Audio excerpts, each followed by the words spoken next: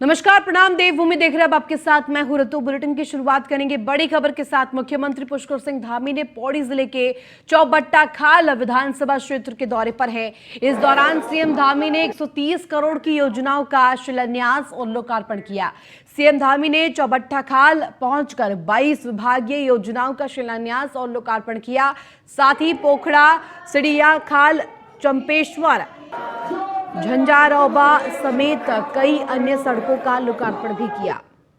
झंझारौबा समेत कई अन्य सड़कों जिनका लोकार्पण किया गया। पर्यटन को बढ़ावा देने के लिए चौबट्टा खाल पर्यटक आवास गृह का शिलान्यास करने के साथ ही गुरुड़ खाल क्षेत्र में सड़क का डामरीकरण और हलौड़ी पेयजल योजना का शिलान्यास किया गया।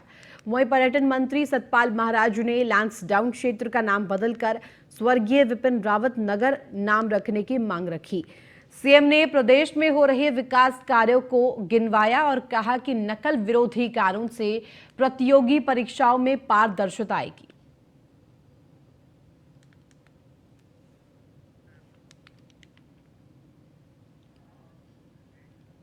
वहीं कालाडूंगी विधानसभा में प्रदेश के मुख्यमंत्री पुष्कर सिंह धामी का पहली बार आगमन हुआ। इस मौके पर बीजेपी प्रदेश अध्यक्ष महेंद्र भट्ट, सांसद और केंद्रीय रक्षा राज्य मंत्री अजय भट्ट, क्षेत्रीय विधायक बंशीधर भगत के अलावा बीजेपी के अन्य पदाधिकारी भी इस कार्यक्रम में मौजूद रहे।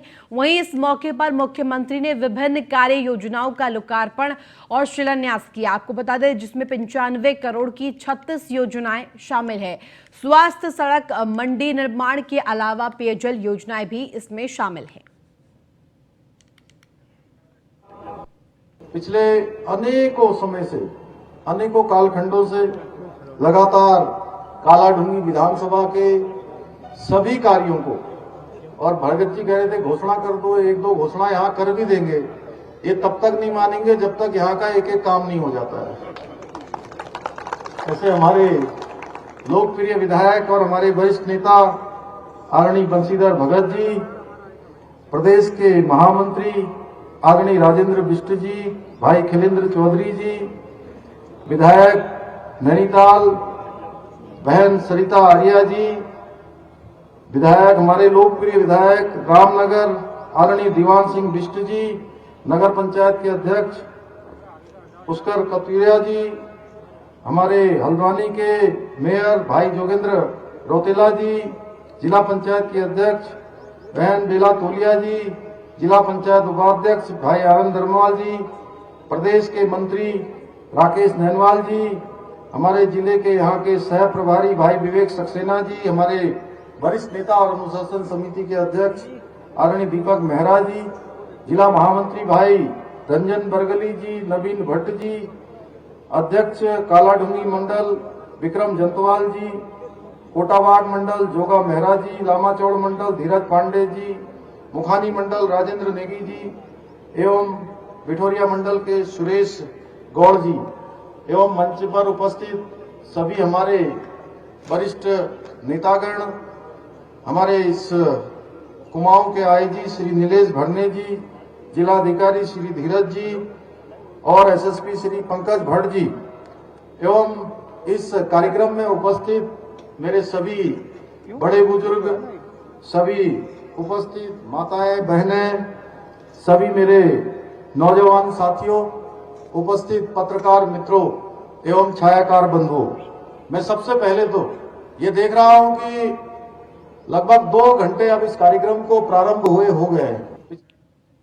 वहीं उत्तराखंड सरकार पिछले कुछ समय से अवैध मज़ारों के खिलाफ अभियान चला रही है, जिसके चलते सीएम धामी ने कहा कि भूमि पर अवैध तरीके से मज़ारें बनाई गई हैं। सरकार ने अब तक 102 मज़ारों को तोड़ा है, जो गलत तरीके से सरकारी भूमि का अतिक्रमण करके बनाई गई है। वहीं मुख्यमंत्री ने लैंड जिहाद पर कहा कि वन विभाग, राजस्व, सिंचाई, PWD या इसके अलावा किसी भी सरकारी जमीनों पर अगर अवैध तरीके से अतिक्रमण किया होगा तो उसको अतिक्रमणकारी खुद हटा ले या फिर सरकार उसको हटाएगी। कानून को मानने वाले लोग हैं, कानून पर विश्वास करने वाले लोग हैं। जो भी अतिक्रमण है, हमने उनसे कहा है अतिक्रमण करवाने के पीछे जो लोग भी हैं वो स्वतः ही अपना अतिक्रमण हटा लें, उस पर पीछे हट जाए अन्यथा सरकार उस पर सख्ती से काम करेगी, क्योंकि हमारा तुष्टीकरण करने का उद्देश्य नहीं है, हम किसी के खिलाफ नहीं है, लेकिन ये जबरदस्ती जो अतिक्रमण है, कब्जेबाजी है, इसको हम निश्चित रूप से हटाएंगे। वहीं देहरादून जिले में स्थित त्यूणी क्षेत्र के अंतर्गत मकान में गैस सिलेंडर फटने से आग लगने से हड़कंप मच गया। बता दें कि मकान लकड़ी का बना होने के कारण दमकल के वाहनों के पहुंचने तक आग ने विकराल रूप धारण कर लिया, जिसके कारण 2 परिवारों के 4 मासूमों की जलकर दर्दनाक मौत हो गई। वहीं मौके पर पहुंचकर दमकल विभाग की टीम ने आग पर काबू पाया। वहीं सीएम धामी ने घटना पर गहरा दुख व्यक्त किया है, साथ ही जरूरी दिशा निर्देश देने के लिए आदेश दिए हैं। इस दौरान देर रात वरिष्ठ पुलिस अधीक्षक और जिलाधिकारी ने राहत और बचाव कार्यों का जायजा भी लिया।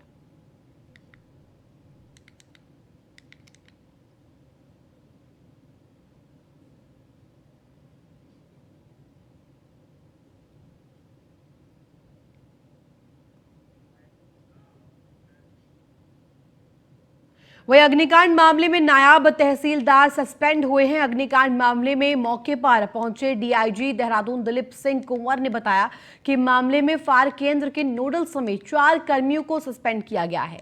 बता दें कि डीएम सोनिका ने बताया कि परिजनों को सीएम राहत कोष से सीएम साहब के निर्देशों पर 2 लाख रुपए की आर्थिक मदद मिलेगी।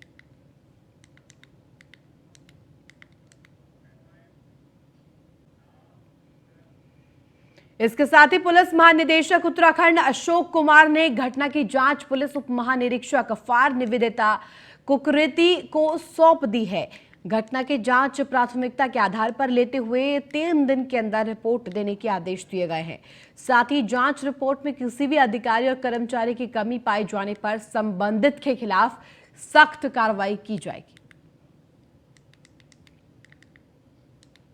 सायंकाल को ट्यूनी में जो आगजनी की घटना हुई थी, उसमें लापरवाही के आरोप में जो ट्यूनी में जो फायर यूनिट प्रभारी सहित 4 कर्मचारियों को निलंबित कर दिया गया है।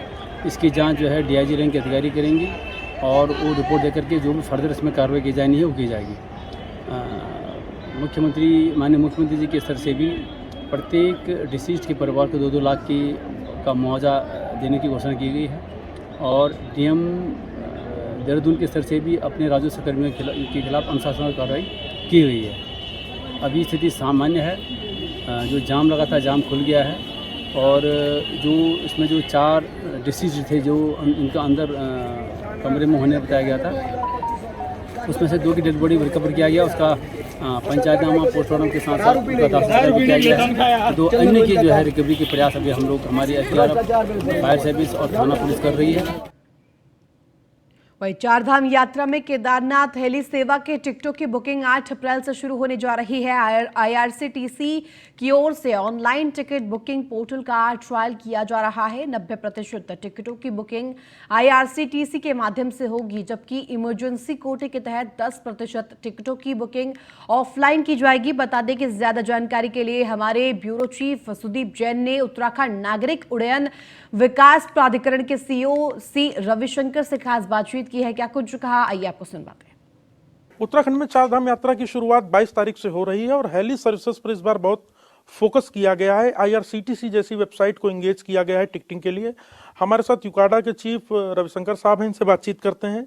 सर, हेली सर्विसेज की जरूरत सबको है यात्रा में और शिकायत भी उसी को लेकर सबसे ज्यादा है, तो इस बार सर आप लोगों ने कई बड़े चेंजेस किए हैं, वो क्या क्या सर हैं जो आप आम पब्लिक को बताना चाहते हैं? इस बार जो है IRCTC heliyatra.co.in करके जो है एक वेबसाइट है जो IRCTC के माध्यम से बनाया है। उसी से जो है इस बार टिकट बुकिंग शुरू होगा। तो अभी जो है परसों 8 अप्रैल को ये बुकिंग हम खोल रहे हैं।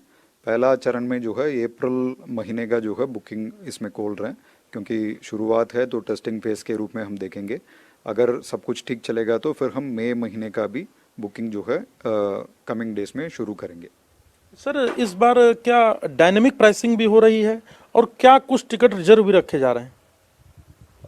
इस बार जो है हम डायनेमिक प्राइसिंग भी इसमें विचार किया है, क्योंकि यहाँ पे केदारनाथ यात्रा में काफ़ी डिमांड है, बट सप्लाई जो है एक सीमित रखा हुआ है, क्योंकि DGCA का मानक भी है at a time maximum 6 helicopter जो है उस वैली में फ्लाई कर सकते हैं। तो इसलिए एक दिन में मैक्सिमम कितना फ्लाई हो सकता है, कितना पैसेंजर जा सकते हैं, ऑलरेडी निर्धारित है। मगर डिमांड जो है बहुत ज़्यादा है, तो इसलिए जो है हम बाकी जैसे एयरपोर्ट जो फ्लाइट्स का जो बुकिंग करते हैं, तो उसी प्रकार का सिस्टम को यहाँ पे लाए हैं। तो डिमांड के अनुसार टिकट भी थोड़ा जो है डायनामिकली वैरी करेगा। सर, इस बार ये भी व्यवस्था की गई है कि पहले हम देखते थे कि हेलीपैड पर जिनको नहीं जाना होता था या जिनकी बुकिंग बात को होती थी, वो भी अनावश्यक रूप से भीड़ लगा लेते थे और इससे खतरे का भी एक आशंका बनी रहती थी और पूर्व में कुछ हादसे भी हुए हैं। तो हेलीपोर्ट्स को भी आप लोगों ने सुरक्षित किया है ताकि वही व्यक्ति जा सके जिसका टिकट है या जिसकी फ्लाई होने को है। इस बार जो है मैक्सिमम मोर देन 90% जो है टिकट्स ऑनलाइन में IRCTC के माध्यम से बुक होगा, और जिनका टिकट वहाँ बुक हुआ है वो एक वैलिड टिकट लेकर के आएंगे। उसमें QR कोड जो है उसमें उल्लिखित होगा, और कोई भी टिकट लेकर के आएंगे उनका जो है QR कोड स्कैन करने के बाद ही हम हेलीपैड के अंदर जाने देंगे। तो इससे ये प्रयास रहेगा कि केवल जो है सही टिकट धारक ही अंदर जा पाएंगे, बाकी नहीं जा पाएंगे। और जो कुछ प्रतिशत जो टिकट यहाँ अगर बुक नहीं हो पा रहा है या कोई बच गया, वो हम ऑफलाइन काउंटर में भी उसका जो है टिकट का सेल करने का प्रक्रिया रखे हैं। मगर उस टिकट में भी वो QR कोड रहेगा ताकि केवल जो सही टिकट धारक ही जो है अंदर हेलीपैड के अंदर जा सकते हैं। तो आप थे यूकाडा के चीफ श्री रविशंकर साहब, जिन्होंने बहुत साफ कहा है कि हर बार जो हेली सर्विसेज में शिकायतें होती थी उसको दूर करने के लिए IRCTC जैसी बड़ी वेबसाइट का सहारा लिया गया है और अनावश्यक रूप से हेलीपैड पर लोग ना आए, भीड़ न हो, ये भी प्रावधान किया गया है। कैमरा सहयोगी अंजीत के साथ सुदीप जैन, न्यूज़ 1 इंडिया। वहीं हरिद्वार में नेता प्रतिपक्ष यशपाल आर्य ने चारधाम यात्रा की तैयारी को लेकर सरकार पर निशाना साधा है। बता दें कि यशपाल आर्य ने कहा कि चारधाम यात्रा शुरू होने वाली है, मगर सरकार की तैयारियां अभी तक पूरी नहीं हुई हैं। हरिद्वार में जाम की स्थिति देखने को मिल रही है, फ्लाईओवर का कार्य नहीं हो रहा है, जिससे स्थानीय निवासियों को भी काफी परेशानियों का सामना करना पड़ रहा है। तैयारियां हैं, सरकार कितनी गंभीर है, प्रशासन किसमें कितना सचेत है, इसकी तो वानगी है। अभी चारधाम यात्रा प्रारंभ होने जा रही है, लेकिन व्यवस्थाएं चाक चौबंद होनी चाहिए थी। आवाजाही में घंटों लग रहे हैं, जाम पूरा शहर में जाम है, जो मुख्य सड़क है वहाँ जाम है। मुझे भी आने में काफ़ी समय लगा है। ये हालात बद से बदतर हो रहे हैं। जो फ्लाईओवर हैं उसके दोनों ओर दीवारें लगा दी। वहीं देहरादून में प्रदेश के सरकारी स्कूलों में 3500 फोर्थ क्लास कर्मचारी और 950 CRP BRP की आउटसोर्स से नियुक्ति जल्द की जाएगी। वहीं मेधावी छात्रों के लिए भी छात्रवृत्ति स्कीम को भी वित्त से मंजूरी दे दी गई है। करीब 70 करोड़ रुपए खर्च कर बच्चों को ये राशि मिलेगी। शिक्षा महानिदेशक बंशीधर तिवारी ने बताया कि इसके लिए वित्त विभाग की मंजूरी मिल गई है। जल्द ही इस संबंध में शासनादेश हो जाएगा। शिक्षा विभाग में पूर्व में CRP और BRP के पदों पर शिक्षकों की तैनाती की गई थी। शिक्षकों की इन पदों पर तैनाती से छात्र छात्राओं की पढ़ाई पर इसका असर पड़ा, तो विभाग की ओर से शिक्षकों को वापस मूल तैनाती पर भेजा जाएगा। उस दौरान विभाग को इन शिक्षकों को मूल तैनाती पर भेजने के लिए खासी मशक्कत करनी पड़ी थी। 4 महत्वपूर्ण मुद्दे शिक्षा विभाग संबंधित है, जिसमें माननीय मुख्यमंत्री जी ने भी घोषणा की थी कि जो मेधावी बच्चे हैं उन पर हम लोग छात्रवृत्ति देंगे। उसमें आज अपर मुख्य सचिव महोदय वित्त के यहाँ बैठक थी, जिसमें इस बात पे लगभग सहमति बन गई है और कुछ जो हमने प्रस्ताव भेजा था उसमें संशोधन करके दोबारा प्रस्ताव भेजना है। इसके अलावा जो हमारे चतुर्थ श्रेणी के रिक्त पद थे उनमें भी 3500 पदों पर आउटसोर्सिंग के माध्यम से भर्ती करने की भी उसमें सहमति व्यक्त की गई है। 4 वहीं देहरादून में शिक्षा का नया सत्र शुरू हो चुका है, लेकिन इस बीच एक नई बहस भी शुरू हो गई है, जिसमें स्कूलों की किताबों से मुगल कालीन इतिहास को हटाने की बात चल रही है। कई राज्यों से इसका आकलन भी शुरू हो चुका है। बता दें कि कृषि मंत्री गणेश जोशी ने कहा कि यह उचित विचार है जिसमें निर्णय लिया जाना चाहिए। साथ ही उन्होंने ये भी कहा कि कई वीरों की शहादत के बाद देश को आजादी मिली है, ऐसे में उन आजादी के नायकों का इतिहास पढ़ाया जाना चाहिए, न कि मुगल कालीन इतिहास पढ़ाया जाना चाहिए। चिन्ह हैं उनको हटाना चाहिए। आज हमारा देश आज़ाद है, बड़े संघर्ष के बाद, बड़े लोगों के बलिदान के बाद हमें आज़ादी मिली है, तो गुलामी के इतिहास को तो हटना ही चाहिए। वहीं देहरादून में कृषि मंत्री गणेश जोशी ने कृषि विभाग के अधिकारियों के साथ बैठक की, जिसमें मेले के आयोजन को लेकर मंथन हुआ। इस बीच कृषि मंत्री गणेश जोशी ने कहा कि उत्तराखंड भारत देश का पहला राज्य है जहां पर मुंडवे का समर्थन मूल्य भी घोषित हो चुका है। आपको बता दें कि इसी प्रकार से राज्य के किसानों को मोटे अनाज को लेकर विस्तृत रूप से पैदावार करने की मांग की जा रही है। मंडवे जिसके प्राइसेस की घोषणा की जा चुकी है, जिससे किसानों की दशा और दिशा में बेहतर हो सके और बदलाव हो सके। आज वर्ष 2023 को इंटरनेशनल मिलेट ईयर घोषित हुआ है, वो मोदी जी के प्रयासों से हुआ है। जो यूएनओ के अंदर मोदी जी ने इस प्रस्ताव को रखा, 72 देशों ने इसका समर्थन किया और आज हम 2023 को इंटरनेशनल मिलेट्स ईयर के रूप में मना रहे हैं। अभी दिल्ली के अंदर 18 तारीख को एक विशाल मिलेट्स पर एक कॉन्क्लेव वहां पर हुई थी। वहीं देहरादून में प्राइवेट स्कूलों की मनमानी से अभिभावकों को काफी दिक्कतों का सामना करना पड़ता है। वहीं शिक्षा मंत्री ने कहा कि अगर किसी भी अभिभावकों को कोई दिक्कत है तो मुझे पत्र लिखकर ये दे और इससे अवगत कराए, क्योंकि प्रदेश भर के स्कूलों में एनसीईआरटी की किताबें लागू की गई हैं और अगर कोई स्कूल उन्हें छोड़कर अन्य किताबें पढ़ा रहा है तो अभिभावक मेरे से इसकी शिकायत कर सकते हैं। साथ ही उन्होंने कहा कि अगर कोई हमसे शिकायत करता है तो हम इस पर जरूर सख्ती से कार्रवाई करेंगे। जितने भी प्राइवेट स्कूल हैं, प्राइवेट स्कूलों का जो सिलेबस है वो अलग अलग बोर्डों के द्वारा संचालित होता है। कोई आईसीएसई बोर्ड के हैं, कोई उत्तराखंड बोर्ड के हैं, कोई भारतीय शिक्षा बोर्ड के हैं, कोई संस्कृत बोर्ड से हैं, कोई मदरसा बोर्ड से हैं। तो लगभग 5-6 बोर्डों के जो है हमारे यहाँ स्कूलें संचालित होते हैं और पूरे प्रदेश में पिछली सरकार में और इस सरकार में हमने तय किया है कि किताबें जो है सबको जो है एनसीईआरटी की खरीदनी है। वहीं लक्सर में एक निजी औद्योगिक संस्थान प्रबंधन के खिलाफ उसके पूर्व कर्मचारी एक बार फिर से धरना प्रदर्शन को अंजाम देना शुरू कर चुके हैं। दरअसल लक्सर की एक टायर निर्माण संबंधित औद्योगिक संस्थान प्रबंधन के खिलाफ संस्थान के ही कुछ पूर्व कर्मचारियों ने पुरकाजी मार्ग पर इकट्ठे होकर धरना प्रदर्शन शुरू किया।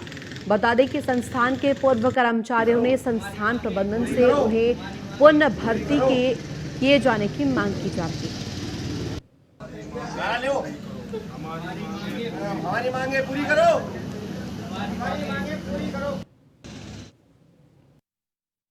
कंपनी से जो बात हुई अभी, उन्होंने तो हमारे प्रति बिल्कुल मना कर दिया और हमारा प्रदर्शन जारी रहेगा जब तक हम अंदर नहीं लेंगे। ठीक है जी, क्योंकि इसमें हम वीआरएस इन लोगों ने नहीं दिया, इन लोगों ने केवल वीएसएस दे रखा है हम, जिससे हमारा एक सेटलमेंट हुआ था इनके साथ कि अभी मैन पावर कम कर देंगे। कंपनी ने हमें झांसा दिया। कंपनी से जो बात में पता चला है अंदर 500 वैकेंसी निकली है। एक 1200 करोड़ का प्रोजेक्ट में अंदर डाला है कंपनी ने, उसमें इनको आवश्यकता है, इन्होंने 500 की भर्ती निकाली है। और जब हमें वीएसएस दिया था तो इन्होंने कहा था कि जब आपकी हमें ज़रूरत होगी तो हम आपको सबसे पहले आपको लेंगे। वहीं विकासनगर के तीनों क्षेत्र में मुस्लिम समुदाय के गुर्जरों को भेदभाव का सामना करना पड़ रहा है। मुस्लिम समुदाय का आरोप है कि केवल जातिवाद के नाम पर उनके 7-8 मदरसों को तोड़ दिया गया है। आपको बता दें, जिसकी आज़ादी भारत का संविधान नहीं देता। अपनी इसी बात को लेकर मुस्लिम समुदाय ने एसपी सिटी सरिता दोभाल को ज्ञापन सौंपा।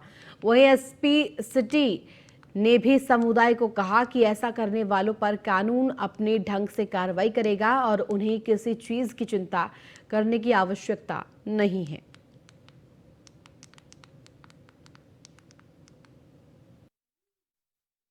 वहाँ के किसी बाशिंदे ने जो मुस्लिम अकलियत वहाँ रहती है उसको धमकी दी है कि 10 तारीख तक आप लोग इस जगह को खाली कर दो वरना मैं आग लगा दूंगा। इस किस्म की धमकियां मतलब दी जा रही हैं। भला क्यों और क्या मतलब है उसका आग लगाने का? वो कौन होता है? समझे, हिंदुस्तान में तो सभी को रहने का हक है। वहाँ के किसी नहीं है, ये वहाँ की सच्चाई है। त्यूनी में जो गुर्जर जाति है, वहाँ पर रहने वाले लोग हैं, उनके 6 या 7 मदरसों को तोड़ दिया गया है। और ये भारत का संविधान हर हिंदुस्तानी बाशिंदे को हक देता है कि वो अपने मजहब के रिचुअल्स को माने, पूजा करे, नमाज पढ़े। और जैसा कि हम सब जानते हैं कि मुसलमानों में जो मस्जिद है वो नमाज का एक केंद्र है, वहां पर 7 मदरसों को तोड़ दिया गया, सिर्फ किस नाम पर? जिहाद के नाम पर। आरोप नहीं है, ये वहाँ की सच्चाई है। त्यूनी में जो गुर्जर जाति है, वहां पर रहने वाले लोग हैं, उनके 6 या 7 मदरसों को तोड़ दिया।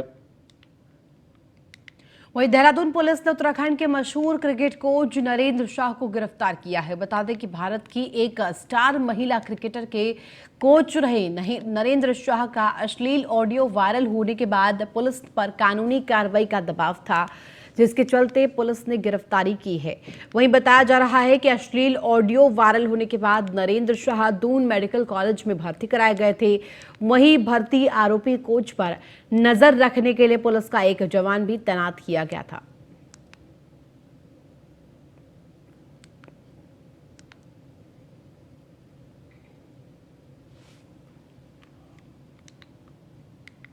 वहीं लक्सर में एडवोकेट बार एसोसिएशन नामक अधिवक्ता संगठन ने पहली बार मासिक स्तरीय संगोष्ठी कार्यक्रम का आयोजन किया गया। इस दौरान एडवोकेट बार एसोसिएशन के अध्यक्ष विकास पंवार, संगठन सचिव मुकेश सैनी के अलावा अन्य पदाधिकारी भी और वरिष्ठ अधिवक्ताओं की मौजूदगी रही। आपको बता दें कि वरिष्ठ अधिवक्ताओं ने जूनियर और युवा अधिवक्ताओं को कानून की जानकारियां भी दी। साथ ही न्यायिक अनुशासन का पाठ पढ़ाते हुए ड्रेस कोड और न्यायालय कक्ष में नियमित व्यवहार रखने की हिदायत दी।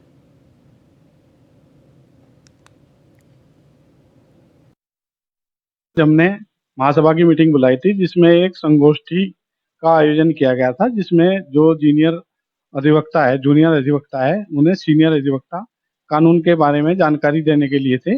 और उसमें हमने जूनियर अधिवक्ताओं को अनुशासन में रहने के भी उसमें वो गुर सिखाए हैं, और जो हमारे सीनियर अधिवक्ता हैं उन्होंने भी उन्हें कानून के बारे में जानकारी। तो जो युवा लड़के हैं उन्हें ये बताया गया कि कोर्ट में आपको अनुशासन में रहना है।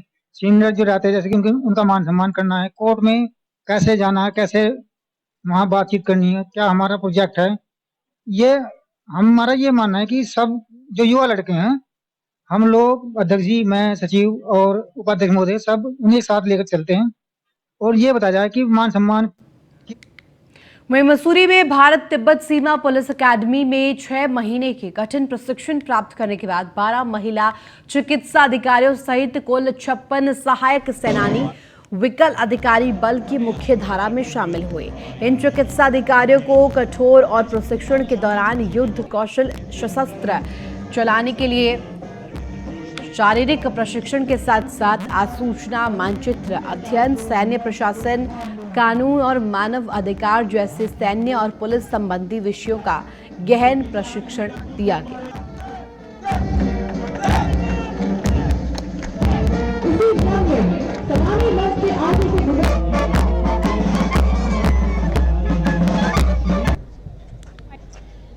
Thanks to my instructor and all उस्ताद और सर जिन्होंने मुझे इतनी अच्छी ट्रेनिंग दी। Thank you all staff and sir, thank you जी। हमारी ट्रेनिंग इस प्रकार हुई है कि हम जो है हर परिस्थितियों का सामना कर सकते हैं। या we are ready in both the cases, we are ready even for medical line of treatment and in the hilly terrain, so the terrain in ITBP is quite tough. ये ट्रेनिंग हमारा एक रूटीन प्रोसेस है। जब induction होता है तो ये खास तौर से डॉक्टर्स हैं, अब आपने देखा होगा कि they are professionally, medical profession है इनका। अब इनको यूनिफॉर्म में ढालने के लिए बड़े अथक प्रयास की जरूरत होती है। वहीं लक्सर में पुलिस और स्वास्थ्य विभाग में उस वक्त हड़कंप मच गया जब लगभग 1 साल के बाद पुलिस द्वारा लाया गया एक अपराधी रूटीन टेस्टिंग के दौरान कोरोना पॉजिटिव निकल आया। वहीं पुलिस के मुताबिक वारंटी अभियुक्त को न्यायालय में पेशी के बाद जमानत प्राप्त हो चुकी है। आपको बता दें कि कोरोना काल से लागू अनिवार्य गाइडलाइन के अंतर्गत कोरोना से ग्रसित वारंटी अभियुक्त का नाम और पहचान पूर्ण रूप से गुप्त रखा गया है। हमारे ब्लॉक लेवल में लगे थे उसका मेडिकल कराने के लिए कि उसे कोर्ट में पेश किया जाए। उसके अंतर्गत हमारा जो प्रोटोकॉल रहता है उसमें कोविड की जांच करते हैं। कोई सिम्टम नहीं थे, लेकिन एक रूटीन चेकअप के लिए उसको हमने कोविड की जांच करी जिसको पॉजिटिव पाया गया है और अभी वो पुलिस के उसमें ही है और इसकी रिपोर्ट हमने डिस्ट्रिक्ट में कर दी है। उसके अंतर्गत हमारा यही है कि जिसको भी सिम्टम आ रहे हैं वो ब्लॉक में या CSC लेवल में आके अपनी जांच करवा लीजिए और दवाइयाँ करेंगे। पुलिस हमारे ब्लॉक तो इसी के साथ फिलहाल देवभूमि उत्तराखंड के इस खास बुलेटिन में बस इतना ही। आप देखते रहे News 1 इंडिया।